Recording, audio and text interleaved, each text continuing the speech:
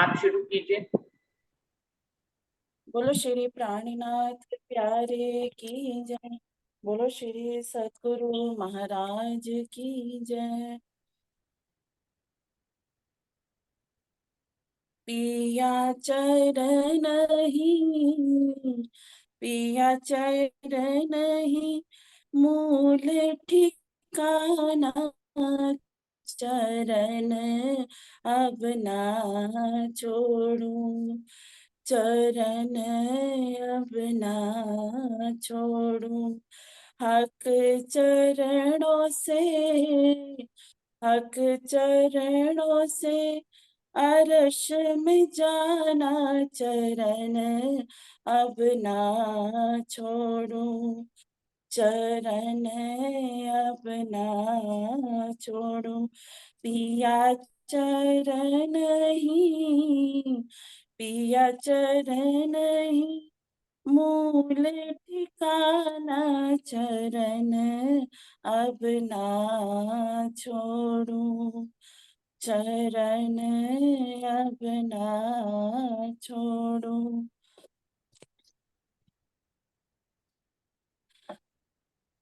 इन कदमों में छिपी वाहिदत खिलवत, बेशक हुई इन चरणों की बरकत। इन कदमों में छिपी वाहिदत खिलवत, बेशक हुई इन चरणों की बरकत।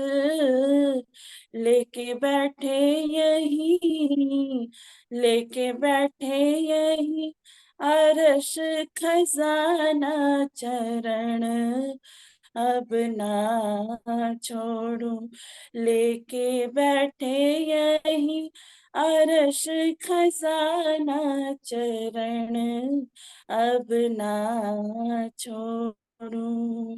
पिया चरण ही, पिया चरण ही, मूल ठिकाना चरण अब ना छोड़ू।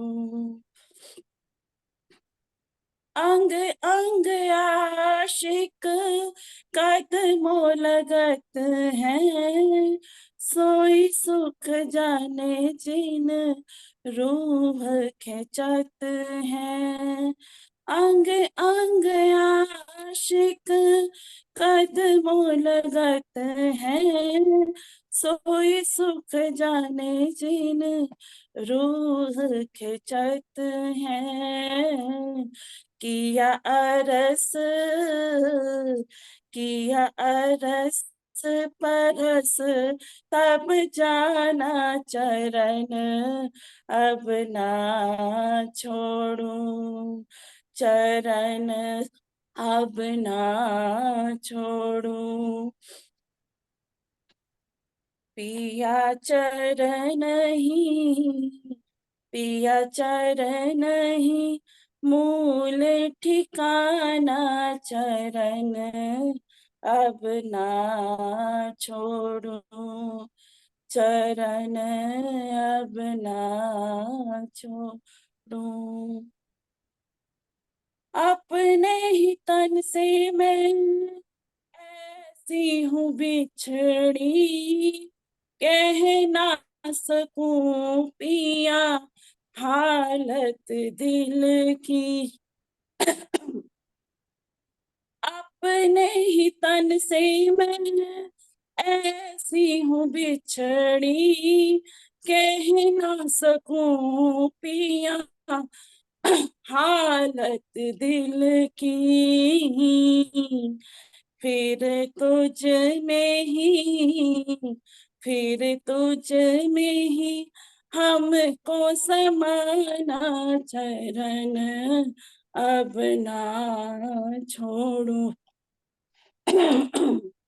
चरण अब ना छोड़ूं। पिया चरण ही, पिया चरण ही मूल ठिकाना, चरण अब ना छोड़ूं। हक चरणों से, हक चरणों से अर्श में जाना, चरण अब ना छोड़ूं। चरण अब ना छोड़ूं। चरण अब ना छोड़ूं। बोलो श्री प्राणनाथ प्यारे की जय। बोलो श्री सतगुरु महाराज की जय। प्रणाम जी। आप जी धन्यवाद। क्षमा दीदी आप आ जाओ। हाँ जी। बोलो श्री प्राणनाथ प्यारे की जय। बोलो श्री निजानंद स्वामी की जय। बोलो श्री निजानंद संप्रदाय की जय। बोलो समस्त सुंदर साथ की जय। वंदो सतगुरु चरण को करूं सप्रेम प्रणाम। अशुभ हरण मंगल करन धनी श्री देव चंद्र जी नाम। श्री प्राणनाथ निज मूलपति श्री महराज सुनाम। तेज कुंवर श्यामा युगल जी को पल पल कर पिया जी को पल पल कर। प्रथम लागू दो चरण को धनिये न छोड़ाइयो खिन। लाख तली लाल एड़िया मेरे जीव के ही जीवन। इन पांव तले पड़ी रहूं धनी नजर खोलो बातूं। पलना वालों निरखो नेत्रे मेरे जीव के ही जीवन। प्यारे मेरे प्राण के मोह पल छोड़ो जिन। मैं पाई मेहर महबूब की मेरे जीव के ही जीवन। जी के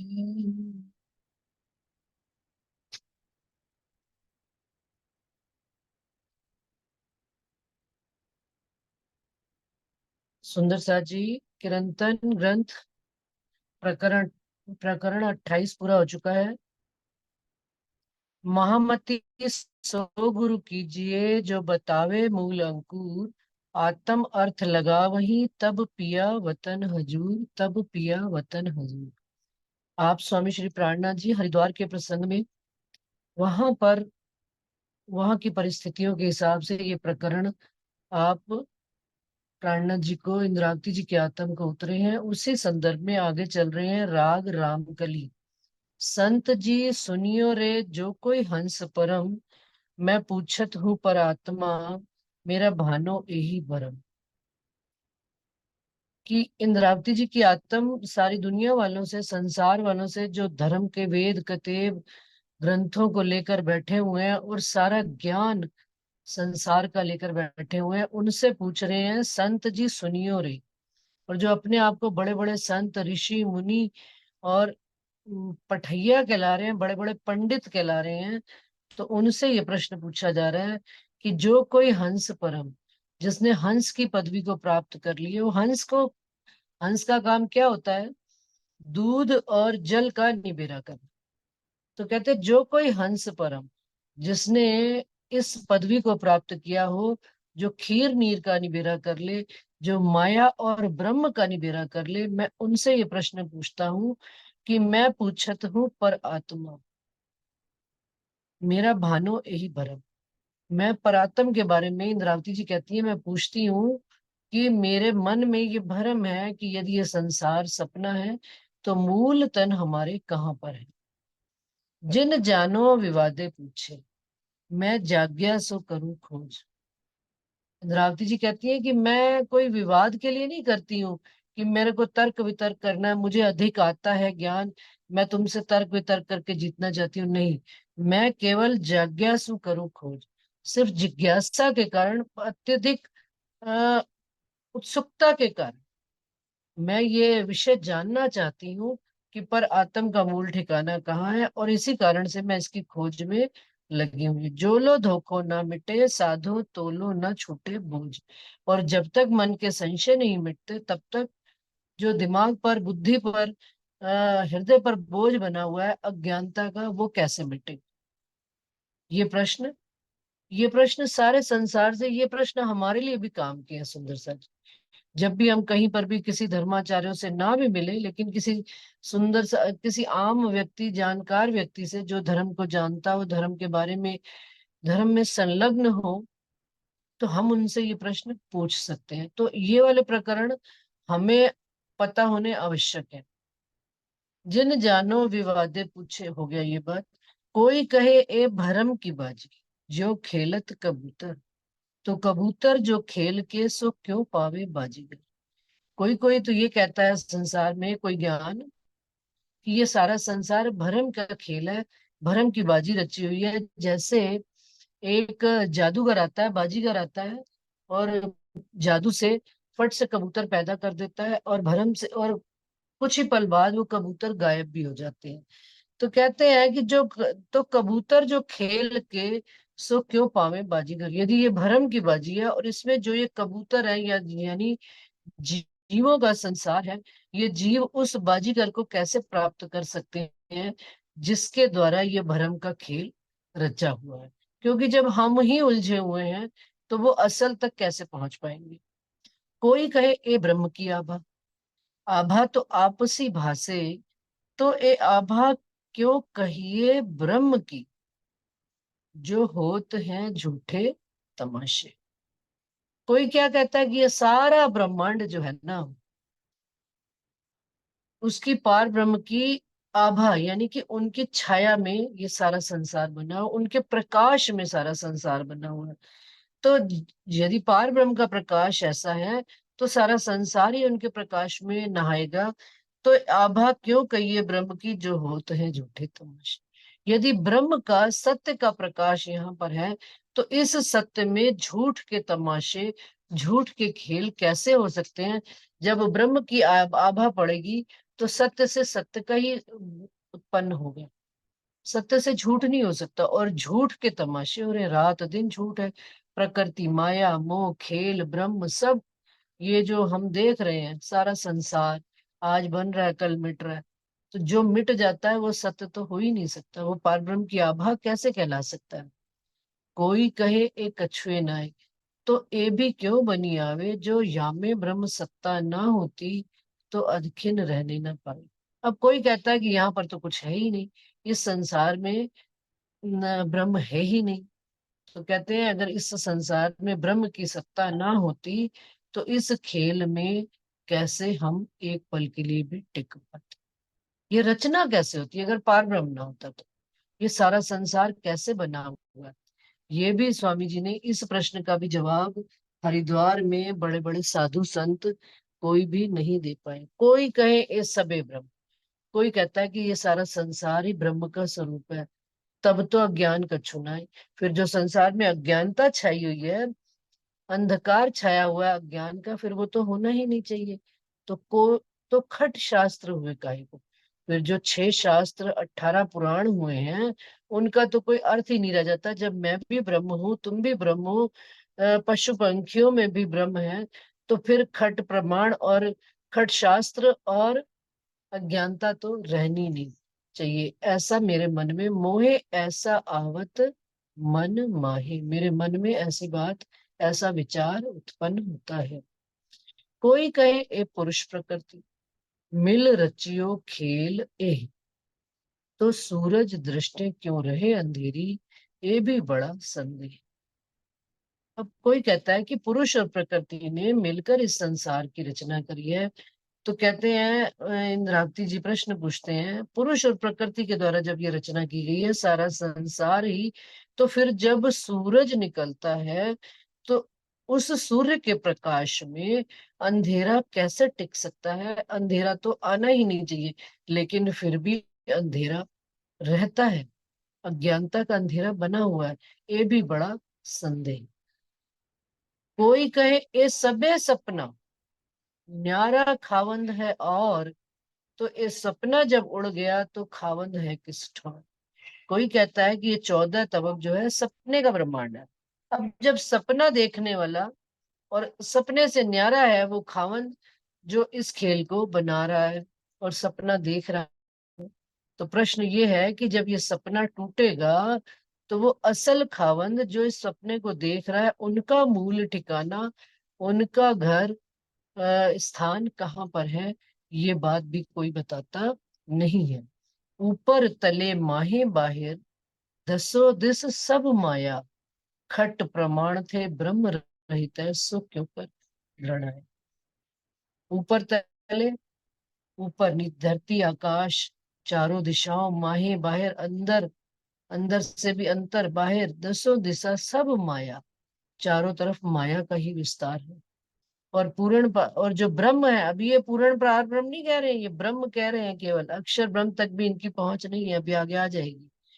कि खट प्रमाण से, 6 प्रमाणों से रहित परमात्मा होता है, ये इनके ही वेद और कतेब कहते हैं। सो क्यों कर दृढ़ाए। अब आप दृढ़ता से कैसे कह सकते हो कि पार ब्रह्म इस संसार में रहते हैं और उस ब्रह्म का वास इस संसार में यदि है, तो फिर किस तरह से? इस बात को विस्तार से इंद्रावती जी प्रश्न पूछ रहे हैं।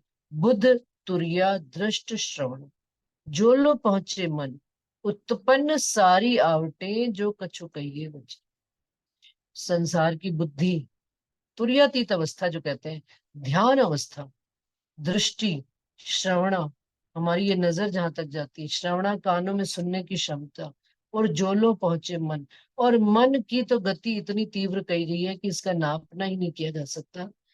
ये सारी चीजें, उत्पन्न सारी आवटे, और जो कछु कहिए वचन, और जो हमारे वचन भी जहां तक जाते हैं, ये सारी चीजें 14 लोक में, आवटे मतलब जितनी उत्पन्न होती है, सब नाशवान कही गई है।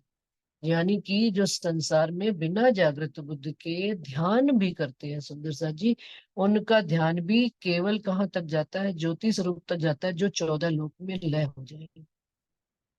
अब सारा ब्रह्मांड देखिए ध्यान ध्यान ध्यान करता है, मेडिटेशन करेंगे। जिसको देखो, रविशंकर जी आते हैं, मेडिटेशन कराते हैं, बच्चे कहते हैं हमें उनकी क्लास में जाना है। क्यों जी? वहां पर बड़ा, हमारी मान्या बहुत रविशंकर जी की वो फॉलो करती है कि वो क्लास में ध्यान लगवाते हैं, उनकी मेडिटेशन की क्लासेस लगती है, फीस भर भर के। सुंदर साथ जी, और सुंदर साथ को बड़ा आकर्षण, बच्चों को तो देखिए आकर्षण ही खींचता है। लेकिन वाणी क्या कह रही है कि ये सारी चीजें जितनी भी हैं, कहाँ पर? इन 14 लोक में ही खत्म हो जाती, इन 14 लोक के आगे जा सकते नहीं। तो फिर ब्रह्म की तो इनको खबर ही नहीं है। कोई कहे अद्वैत के कारण द्वैत खोजी पर अद्वैत शब्द जो बोलिए तो सिर पड़े उतर। कोई क्या कहता है? उस अद्वैत को जानने के लिए इस द्वैत को, द्वैत खोजी पर इस द्वैत के रग रग में घुसकर उसको जानना आवश्यक है।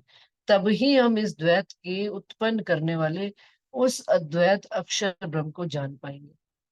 और नहीं तो क्या होगा? अद्वैत शब्द जो बोलिए तो सिर पड़े उतर।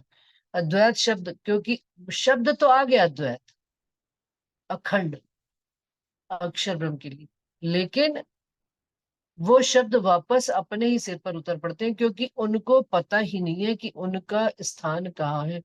सुंदर साथ जी, ये अक्षर ब्रह्म, मूल अक्षर ब्रह्म को भी नहीं जानते। ये तो यहाँ जो अक्षर ब्रह्म के मन चित्त के सबलीक और अव्याकृत के कारण स्वरूप तक भी नहीं पहुंचे हैं। लेकिन क्या कहते हैं, इनको जानने के लिए हमको पहले इस द्वैत को खोजना पड़ेगा कि ये द्वैत कैसा बना है, किस प्रकार बना है, तभी तो हम उसको आगे जान पाएंगे। इसी से आगे संबंध में आ रही चौपाई, भौम का सात कही वशिष्ठे, तामे पांचमी केवल विदेही, छठी को शब्द न निकसे तो सातवीं दृढ़ क्यों हो। अब क्या है कि इस संसार से निकलने के लिए वेदों कतेबों में ही वशिष्ठ, गुरु वशिष्ठ ने, उन्होंने 7 भूम कही गई है यहां से संसार से निकलने के लिए। किसी सुंदर साथ को 7 भूम पता हो तो अवश्य बताएं। क्यों? क्योंकि मैं इसका रीजन बताऊंगी कि हमें क्यों नहीं पता है और हमें जाननी भी नहीं है। लेकिन अगर किसी सुंदर साथ को पता है तो वो अवश्य अभी इसी मीटिंग में बताएं कि भौम के 7 विशिष्ट, 7 क्या वो कही गई है, 7 भौमें। सुंदर साथ जी, वर्षा है, वर्षा को जरूर पता होगा। प्रणाम जी दीदी। दीदी मुझे समझ नहीं आ रहा है कि अच्छे से समझ नहीं आया, आप क्या पूछ रहे हैं?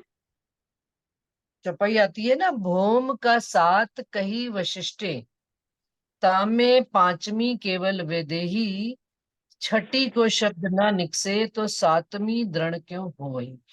तो जो 7 स्टेजेस कही गई है, हमको इस संसार से निकलकर परमात्मा के सन्मुख होने के लिए वेदों में 7 स्टेजेस कही गई हैं।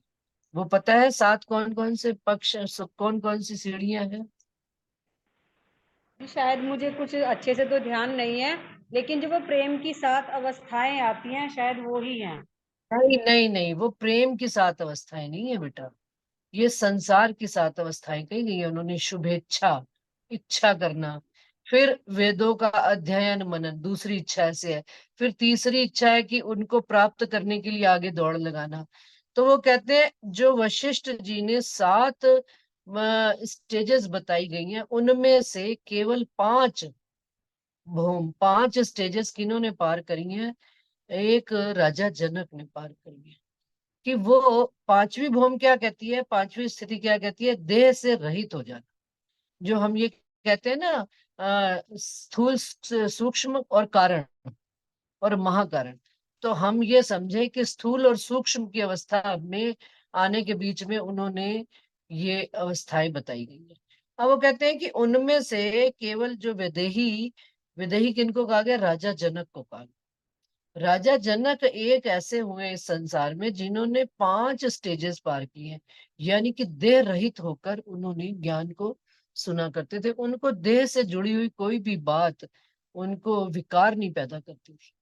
उनके मन में दुख सुख से परे होकर वो उस स्थिति को दिखा करते थे।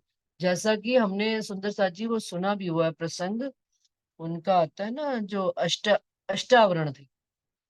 अष्टावरण नहीं, 8 अंगों से अष्टावक्र। टेढ़े क्या?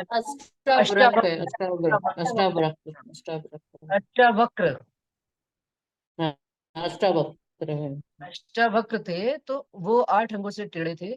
तो उन्होंने इनको ज्ञान दिया था राजा जनक कि उन्होंने, जब वो गए थे ज्ञान देने तो सारे हंसने लग पड़े थे। तो उन्होंने, राजा जनक ने, क्योंकि सपना देखा था, ऐसा सपना देखा था कि सारा संसार खत्म हो गया है और चारों तरफ त्राही त्राही मची हुई है। और राजा जनक देख रहे हैं कि वो भूख प्यास से तड़पते हुए जा रहे हैं, उनको कहीं पर कुछ मिला नहीं। तो अचानक क्या देखा कि कहीं पर कोई मनुष्य नहीं है, चारों तरफ भूख, और ना भोजन है ना पानी है। लेकिन एक कोने पर उनको एक छोटे से मटके में थोड़ा सा अनाज मिला। तो उन्होंने सोचा कि इसको पकाता हूँ। और जैसे ही उन्होंने थोड़ी सी आग लगा के उसको पकाया और बर्तन में डालकर खाने लगे, तो उसी समय क्या हुआ कि एक बैल आ गया या कुत्ता आ गया और उसने वो सारा भोजन गिरा दिया और वो नहीं खा पाए। और भूख और मतलब इतने तड़प रहे थे। और जब वो इतना घबरा कर उठ गए उस सपने से, कि जब उठे तो देखा कि चारों तरफ साम्राज्य ही साम्राज्य, आनंद, मतलब धन संपत्ति, क्योंकि राजा थे। तो उनके मन में ये प्रश्न आया कि ये सच्चा या वो सच्चा, क्योंकि ज्ञानी व्यक्ति थे। उन्होंने किसी को भी अपना स्वप्न नहीं बताया, लेकिन उन्होंने, उनके दिल में ये प्रश्न जागृत हो गया, ये सच्चा कि वो सच्चा।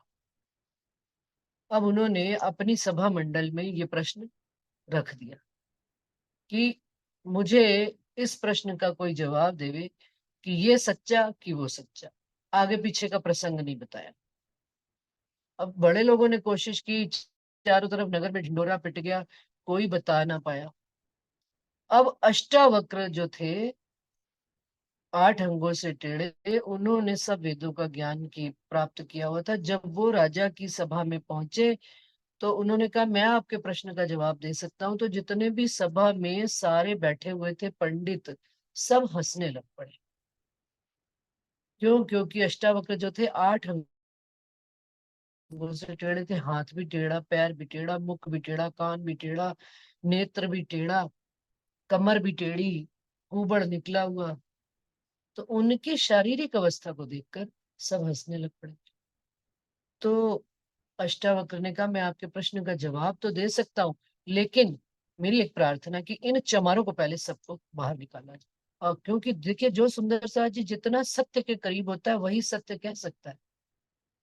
हम में सत्य को कहने की क्षमता तब तक जागृत नहीं होगी जब तक हम सत्य को जानेंगे नहीं।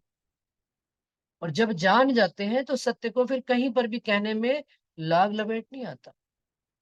तो उन्होंने जब ये बात कही तो सारे सभा जन सन्न कि भैया हमें चमार कह रहे हैं। तो राजा जनक समझ गए कि कोई ज्ञानी व्यक्ति आए हैं। तो उन्होंने कहा कि आप पहले मुझे इस बात का समाधान करें कि आपने इन सबको चमार क्यों कहा। क्या देखिए, जो सोने की परख करे सुनार और जो चमड़े की परख करे चमार। तो इन्होंने मेरे अंदर की चीज को देखने की बजाय इन्होंने मेरे शरीर को देखा और ये मेरे पर हंसे। तो ये चमार है सर, ये शरीर चमड़ा ही तो है। जब इतनी बात हुई तो अब सब बेचारे मुंह नीचे करके सारे सभासद चले गए। अब फिर राजा जनक ने पूछा तो आप बताइए मेरे प्रश्न का जवाब, ये सच्चा कि वो सच्चा। तो अष्टावक्र ने जवाब दिया, ना ये सच्चा और ना वो सच्चा। तो उन्होंने कहा कैसे? क्या जो ये आप देख रहे हो, जो आपने देखा वो तो सपना है, वो तो बिल्कुल भी सच्चा नहीं है। लेकिन जो ये बाहर देख रहे हो, जो हम जाग कर भी देख रहे हैं, ये भी सपना है, ये भी टूट जाने वाला। तो ना ये सच्चा और ना जो सपने में आपने सपना देखा ना वो सच्चा। दोनों ही झूठ है, दोनों ही मिट जाने वाले हैं, दोनों ही खत्म हो जाने वाले। तो राजा जनक उनके चरणों में गिर पड़े और उनको अपना गुरु धारण किया। और जब उन्होंने अपना मन समर्पित कर दिया, कहते हैं कि अष्टावक्र ने उनकी परीक्षा लेने के लिए चारों तरफ उनके मतलब जो राजपाट था उसमें चारों तरफ आग लग गई। जब आग लग गई तो राज दरबारी दौड़े दौड़े आए, हे राजन चारों तरफ आग लग गई है, आप कुछ कीजिए। लेकिन जो राजा जनक थे उन्होंने अपना शीश नहीं उठाया उनके चरणों से। करते करते करते कहते हैं कि आग इतनी तीव्र आ गई कि राजा के सिंहासन तक आग आ गई, जहां पर अष्टावक्र और वो खड़े थे राजा जनक। लेकिन राजा जनक उठे नहीं। वैदेही का क्या मतलब है कि उनके उनके देह को ये बात लग ही नहीं। उन्होंने उस पांचवी अवस्था को प्राप्त कर लिया कि मैंने अपना मन को समर्पण कर दिया। तो और उठे कब? जब अष्टावक्र ने उनको आवाज लगा के कहा जनक उठ जाओ। पहले उसमें भी उन्होंने परीक्षण किया, राजा करके उनको आवाज लगाई, राजन करके आवाज लगाई, लेकिन वो एक बार भी नहीं उठे। लेकिन जब उन्होंने गुरु पद की महिमा को ध्यान करते हुए आवाज लगाई जनक उठ जाओ, तब वो उठ के खड़े हो गए। तो उन्होंने फिर अष्टावक्र ने उनसे प्रश्न पूछा कि आपने इतना सब कुछ हो गया लेकिन आप उठे नहीं। कहते जब मैंने मन ही अपना दे दिया आपको, मैंने अपना सब कुछ ही आपको समर्पण कर दिया, तो अब मेरा तो कुछ रहा ही नहीं।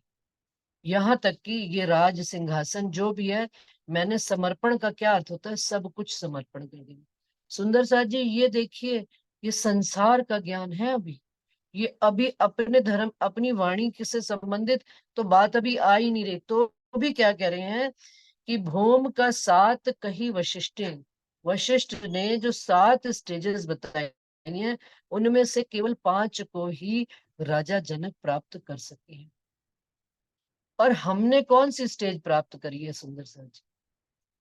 छठी को शब्द ना निकसे और छठी अवस्था तक तो मुख से शब्द निकलना बंद हो जाते हैं। तो 7वीं दृढ़ क्यों हुई? तो 7वीं अवस्था तक तो आप समझिए कि उसके बारे में दृढ़ करके बताना संसार में एक असंभव काम है, क्योंकि छठी अवस्था में ही जुबान तो खत्म हो जाती है। और हमें राजी महाराज ने, सुंदर साज जी, इन सारी अवस्थाओं के ऊपर, ये चौपाई में लिंक नहीं है, लेकिन मैं अब प्रसंग से प्रसंग बात आ रही है तो मैं बता रही हूँ कि राज्य महाराज ने हमको अनन्य प्रेम लक्षणा भक्ति बताई है, जो इन सातों अवस्थाओं से श्रेष्ठ अवस्था कही है, जो हमें बेहद भूमि में प्रवेश कराती है। प्रेम की अवस्था अनन्य प्रेम, केवल अनन्य पर प्रेम का क्या मतलब है? केवल एक से ही प्रेम किया जाए और उनके प्रेम में हम इतने डूब जाएं कि अपने स्वरूप का भी एहसास ना रहे। अभी शर्मा ने भजन बोला था ना, अब चरण अब ना छोड़ू, कि अपने ही तन से मैं जुदा होकर बैठी हूँ, अब मुझको तुम में ही समाना। यही हमारा मतलब एक लक्ष्य है कि धनी के चरणों में ही समा जाना। अब हमको राज्य महाराज ने अनन्य प्रेम लक्षणा भक्ति देकर हमें अपने चरणों से जोड़कर, सुंदर साथ जी जागृत बुद्ध का ज्ञान देकर, अब पीछे वाली सारी अवस्थाएं धनी हमको बता रहे हैं कि दुनिया देखो कहाँ भटकी हुई। हमें पता भी नहीं है, स्पष्ट बता रही हूँ, मैंने अभी खोल कर देखी भी है। वाणी पधराते वक्त जब मैंने देखा प्रकरण, तो मैंने कहा मुझे 7 अवस्थाएं की, और प्रेम लक्षणा भक्ति एक ऐसा मार्ग है सुंदर साथ जी, कि जब हम किसी से प्रेम कर लेते हैं तो सारी चीजें ऑटोमेटिकली ही, उस वो प्रेम जो है ना, सारी अवस्थाओं को पार कर देता है। पंथ होवे कोट कलप, प्रेम पहुंचाए मीने पलक। और ब्रज की गोपियों ने तो बछड़े के खुर के समान इस भव सागर को पार कर लिया। और ये सुंदर साथ जी देखिए क्या बता रहे हैं कि अभी 5वीं अवस्था तक ही पहुंच पाए। ज्ञान से इतना मुश्किल काम है एक एक अवस्था को देख देख कर पार हो, और प्रेम इतना सहज और सरल है। तो आवश्यकता ये है सुंदर साथ जी कि हम अपने अंदर रज्जी के तारतम के द्वारा दिए हुए अब रज्जी महाराज के स्वरूप के प्रति प्रेम जागृत, और उनसे ये सदा इच्छा रखें कि राज्जी और कुछ भी होए ना होए, आपके प्रति मेरे दिल में प्रेम की लौ लगी रहे, मैं आपसे सदा जुड़ी रहूं। और जुड़ने का जो मार्ग है ना, केवल सुंदर साथ जी जो डोरी है, वो प्रेम ही है, जो हमें हद से परे बेहद ले जाती है। और वो प्रेम इस संसार में राज्य महाराज के पहले स्वरूप, जो राज्य महाराज इस ब्रह्मांड में आए, ब्रज में आए, उन्होंने हमको करके दिखाया, सखियों ने करके दिखाया। कृष्ण जी के तन में राज्य महाराज ने उस लीला को हमको करके दिखाया, फिर योग माया के ब्रह्मांड में रास की लीला भी करके दिखाया। कैसे सखियां 52 दिन के विरह में दौड़ी चली गई एक बांसुरी बजती, क्योंकि वो प्रेम की शक्ति थी। ज्ञान से एक एक अवस्था को छोड़ना बहुत मुश्किल कार्य होता है सुंदर सा जी। आप किसी के प्रेम में डूबे हो, लैला मजनू का कितनी बारी प्रसंग सुना है। मजनू कहता है वाह रे, मौलवी उनको आके हल्का सा, नहीं, मजनू जा रहे थे लैला को मिलने के लिए, तो मौलवी साहब क्या पढ़ रहे थे, ये नमाज। तो मजनू का उनको थोड़ा सा पैर ठोकर लग गई, तो मौलवी साहब ने उसको कस के गाली दी कि भाई तू देख कर नहीं चल सकता। तो मजनू तो लैला को मिलने जा रहा था, तो मस्ती में अपनी प्रेम की, ये संसार का इश्क कहा गया सुंदर साथ जी। अभी हिरस का नहीं, ये नजरी इश्क कहा गया, नजर का इश्क, क्योंकि एक बार नजर से देखा बरी था लैला को मजनू ने। तो मजनू उस समय तो तेजी से दौड़ा चला गया, क्योंकि लैला को मिलने का टाइम हो रहा था। लेकिन जब वो वापस आया तो मौलवी को उन्होंने एक ही बात कही, वाह रे ज्ञानी,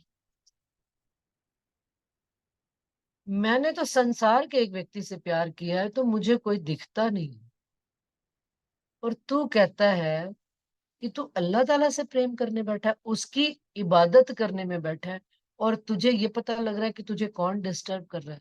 ऐसी इबादत करने का कोई लाभ नहीं।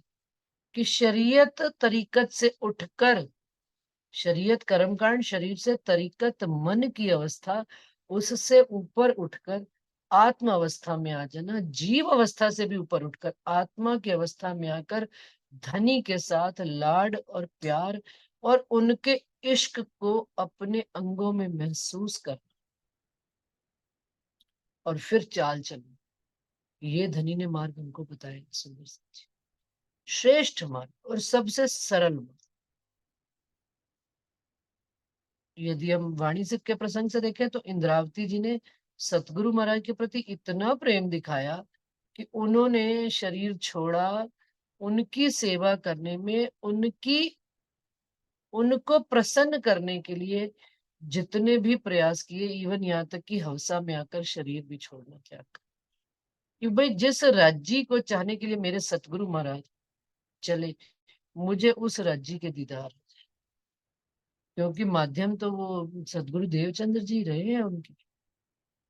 तो प्यार उन्होंने किनसे किया? सतगुरु महाराज जो कहते थे वो करते चले जाते। जाहिर में उनका स्वरूप वही खड़ा था, लेकिन धीरे धीरे बातून में पहुंचते पहुंचते ये प्रेम का मार्ग था। एक सुंदर सा जी, इकलौता प्रेम का मार्ग है।